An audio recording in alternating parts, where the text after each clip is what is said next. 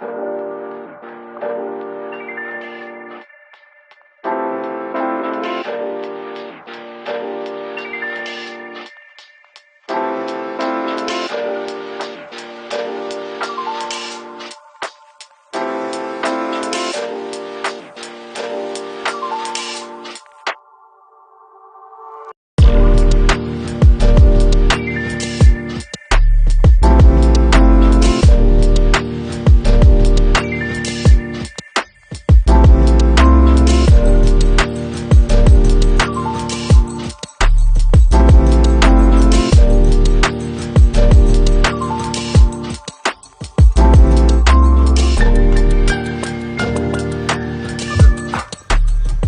semuanya, selamat datang di Bintalk, Bincang Teknologi. Bersama saya Dijeta Bima Sakti, salah satu mahasiswa Amekom Yogyakarta.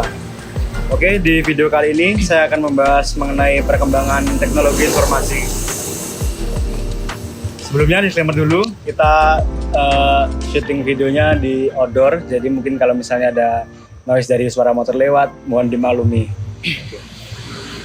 Jadi di video kali ini saya tidak sendirian, saya sudah ditemani oleh narasumber kita. Halo Mas. Halo. Mungkin bisa diperkenalkan dulu kepada Bintalkers. Halo Bintalkers. Oke. Perkenalkan, nama saya Thomas Aditya Eka Atmaja. Saya seorang fresh graduate dari salah satu kampus swasta di Yogyakarta. Oke. Gimana kabarnya Mas? Alhamdulillah baik. Oke. Jadi akhir-akhir ini kesibukannya apa? Akhir-akhir ini kesibukannya hanya freelance saja, Mas. Freelance ya? Freelance. Oke. Iya. Jadi seperti yang disebutkan tadi, kalau boleh tahu jurusannya apa sih? Saya waktu kuliah mengambil jurusan teknik informatika. Teknik informatika. Ya. Oke. Alasan Mas Thomas mengambil teknik informatika ini apa? Waktu emang saya orangnya waktu kecil tuh suka ke warnet ya, Mas. Oke. Dan di warnet tuh saya suka tentang mengutak-atik komputer ataupun melihat-lihat orang bermain komputer itu kayaknya kok Asik gitu ya? asik dan kayak keren gitu, Mas. Oke. Terus saya sempat berpikir tuh waktu SMA, kok bisa ya orang membuat sebuah aplikasi ataupun website tentang sesuatu game ataupun apa. Tuh waktu itu saya mulai terinspirasi dari situ. Oke. Dari situ. Ya. Oke. Ngomong-ngomong soal warnet tadi, dulu sukanya main game apa sih? Ya sama seperti anak-anak warnet pada umumnya sih, Mas. Oke. Suka main seperti Dota ataupun PB Oke. atau yang lainnya. Kita gak jauh beda berarti kalau misalnya Iya, dalam permainan. Oke, jadi masuk ke inti dari pertanyaan. Seperti yang kita tahu, Mas Thomas ini sedang mengembangkan aplikasi. Ya, benar ya? Ya benar. Oke, mungkin bisa dijelaskan secara singkat dulu aplikasinya berisi tentang apa aja? Aplikasi saya yang saya kembangkan untuk saat ini tentang pendaftaran pendakian online via Gunung Lawu. Via Gunung Lawu. Iya, Gunung Lawu itu di Jawa Timur ya? Atau? Itu perbatasan antara Jawa Timur dan Jawa Tengah. Oh, oke. Tapi untuk yang saya kembangkan ini hanya pada dua via jalur pendakian, Mas, yaitu jalur pendakian Cemoro Sewu dan jalur pendakian Cemoro Kandang. Oh, emang kalau misalnya di Gunung Lawu itu ada berapa jalur sih untuk pendakian? Untuk yang saat ini saya tahu ya, Mas, Oke. di Gunung Lawu itu jalurnya ada Cemoro Sewu, Cemoro Kandang, Singolangu, dan Candi Cetro. Oh, oke. Itu yang Jadi- resmi yang saya tahu. Oke. Jadi di dalam pembuatan aplikasi tersebut, di dalamnya ada fitur apa aja sih? Atau sebelumnya kalau misalnya mau registrasi atau mau mengaksesnya bisa lewat mana? Ya, untuk mengaksesnya bisa download aja di Play Store. Play Store. Ya, tinggal search aja Elawu. Elawu. Elawu. Coba Iya. di apa namanya? Di pin nama aplikasinya Elawu. Untuk masalah fitur yang pertama tetap registrasi ya, Mas. Oke, registrasi. Yang ada dalam registrasi itu yang pertama adalah tentang data diri. Data diri itu sangat penting. Seperti data diri itu penting karena Dalam pendakian ya. tersebut ya. sangat penting dalam pendakian. Itu dikarenakan waktu pendakian kan karena ada kasus seperti orang hilang Oke. ataupun pendaki yang mengalami kendala di Gunung Lawu, seperti contoh saja pada Gunung Lawu itu semisal pada saat pendaftaran selama 2 hari perjalanan Oke, jadi naik dan turun. 2 hari perjalanan tuh berarti kayak 2 hari 1 malam gitu ya? Ya. Oke. Nah itu kan kalau pihak basecamp tahunya kan pada saat 2 hari sudah turun. Oke. Nah itu kalau belum turun itu kan berarti ada sesuatu masalah pada pendaki tersebut. Jadi karena adanya sistem ini sehingga pihak basecamp cepat mengetahui gitu mas. Oke. Dan semua itu terdata secara sistematis. Oke, jadi pentingnya mengisi data di aplikasi tersebut untuk mengetahui data diri seseorang tadi ya? Iya benar. Oke. Jadi setelah itu pertanyaan selanjutnya, apa sih awal mula Mas Thomas terinspirasi dalam pembuatan aplikasi tersebut? Setelah saya riset yang dengan waktu yang cukup lama ya mas, karena saya juga sering mendaki di Gunung Lawu.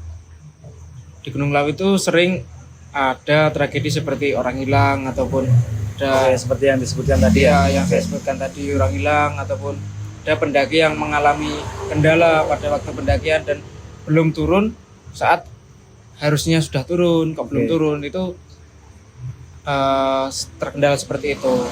Jadi saya juga sempat mengalami kendala waktu itu kan di Gunung Lawu ada tentang peraturan seperti jumlah kuota pendakian. Oke. Jadi waktu saya ke Lawu, saya ke basecamp Lawu itu ternyata kuota pendakian sudah penuh. Jadi saya harus kembali besoknya lagi untuk melakukan pendakian. Oke, jadi itu cukup memakan waktu ya? Iya, kalau cuma untuk- waktu. Jadi saya membuat aplikasi ini untuk seperti orang yang dari jauh atau dari luar daerah ke Gunung Lawu biar tidak mengalami apa yang seperti saya alami. Oke. Oh, kalau boleh tahu asalnya mana sih Mas Thomas? Saya asalnya dari Ngawi aslinya. Dari Ngawi. Iya. Jadi kalau dari Ngawi ke Magetan itu butuh waktu berapa? Oh, Gunung Lawu itu termasuk Magetan atau bukan sih?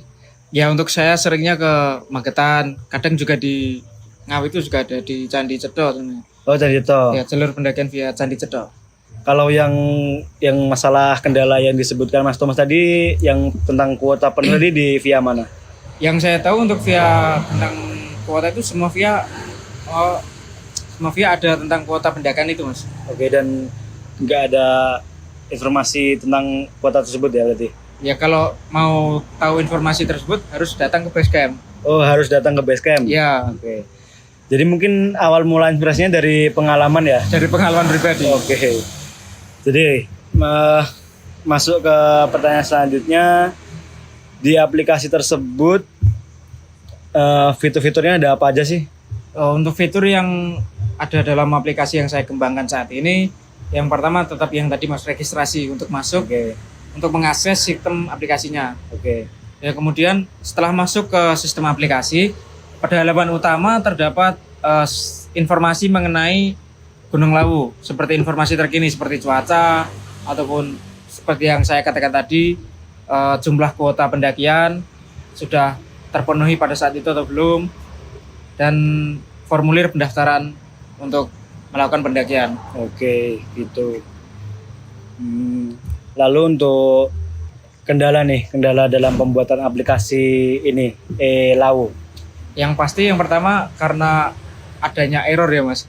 Error. Kalau pembuatan aplikasi itu pasti ada error dan itu paling memakan waktu. Paling memakan waktu. Iya. Oke. Selanjutnya, setelah kendala tuh ada keuntungan nggak sih dalam pembuatan aplikasi tersebut? Kalau keuntungan untuk saat ini masih dalam tahap pengembangan, mungkin untuk selanjutnya seperti maintenance itu, dan maintenance dari pihak saya dan kemudian dari pihak basecamp, kemudian aplikasi bisa saya ajukan ke pihak apa itu namanya, Play Store, bukan ya? bukan yang pihak BMKG, bukan ya? pihak Dari itu loh, seperti ke kati serius, bisa lanjut ya. tapi gak apa tuh mau ngobrol. Kalau langsung posisimu coba tadi. Oh iya, saya tentang Mulai kondi. kayak peraturan daerah nih sing nyekel sapa?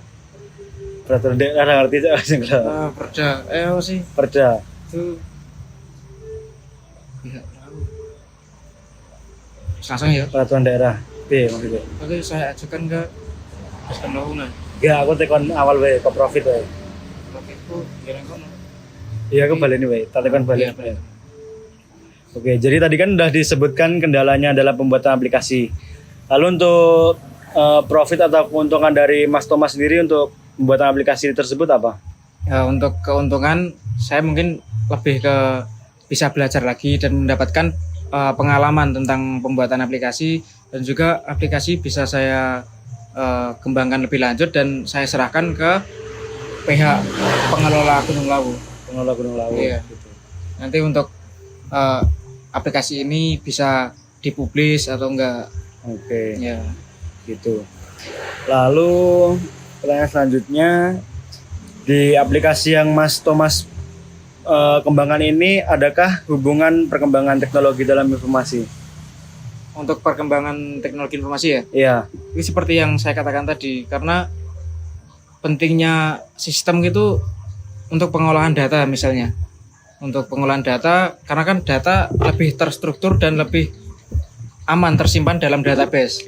Jadi, semisal ada pendaki yang harusnya turun pada hari Senin, tapi waktu hari Senin pendaki tersebut belum turun, itu datanya tidak perlu dicari dalam buku manual yang daftaran tadi. Jadi udah tercantum di dalam database tadi. Iya, jadi datanya tinggal search aja pada sistem, siapa pendaki ini, siapa leadernya, tinggal cari saja di database pada sistem, itu sudah keluar semua. Jadi tidak perlu untuk mencari pada buku manual. Ya. Oke. Selanjutnya mungkin ada pesan nggak yang mau disampaikan kepada Bintolkers? Ya, untuk teman-teman semua, jika ingin melakukan pendakian pada Gunung Lawu, terutama safety lah yang pertama. Kita harus naik gunung itu bukan untuk gimana ya? Kayak-kayaan ya? Kayak-kayaan. Nah, kita harus memperhatikan tingkat keamanan. Apakah peraturan yang ada pada gunung itu ada di kita semua, dan juga anggota yang kita bawa itu pada kondisi fit semua, itu harus kita perhatikan. Dan untuk teknologi informasi yang berkembang saat ini, teman-teman harus dapat mengerti ya, menggunakan sistem yang saat ini berjalan pada era industri 4.0. Jadi tidak semua harus dilakukan secara manual, semua bisa dilakukan secara online dan dapat berjalan secara sistematis. Seperti yang Mas Thomas sebutin tadi kan, aplikasinya belum dirilis secara resmi. Iya, benar. Itu ada gak sih kayak demo-demo aplikasinya yang Mas punya? Kayak ada. biar Bintolkers semua pada tahu aplikasinya. Ada. Demo aplikasi saya masih berada di file Android ya Mas ya. Jadi belum diaplikasikan secara resmi. Jadi nanti Masnya bisa lihat dan bisa demokan aplikasinya sendiri. Bisa dilihat di layar. Jadi nanti untuk video demonya akan saya cantumkan di video ini. Oke teman-teman, di sini saya akan menjelaskan demo aplikasi ini bekerja. Saat pertama kali membuka, aplikasi ini akan muncul tampilan seperti ini. Nah, di sini kita diarahkan untuk login pada akun pengguna. Bagi yang belum mempunyai akun, dapat memilih sign up untuk registrasi akun. Teman-teman dapat mencantumkan email dan dapat memilih password yang dimiliki atau membuat password. Selanjutnya, setelah login berhasil, akan muncul tampilan awal aplikasi. Teman-teman dapat memilih jalur yang akan dituju untuk pendakian gunung, dan setelah memilih jalur pendakian, teman-teman akan diarahkan menuju pengisian data diri. Kalian bisa melengkapinya sesuai kolom yang diberikan oleh aplikasi. Dan kita juga bisa mengisi berapa orang yang akan melakukan pendakian. Setelah pengisian data diri selesai, lalu kita akan dapat mengklik tombol booking sekarang pada layar paling bawah aplikasi. Maka akan muncul notifikasi pada aplikasi yang tertuju pada riwayat booking. Oke, gitu. Terima kasih Mas pertemuan kali ini. Ya. Ya. Semoga ilmu yang diberikan Mas Thomas bermanfaat bagi kita semua. Pertemuan kali ini saya cukupkan. Terima kasih. Assalamualaikum warahmatullahi wabarakatuh.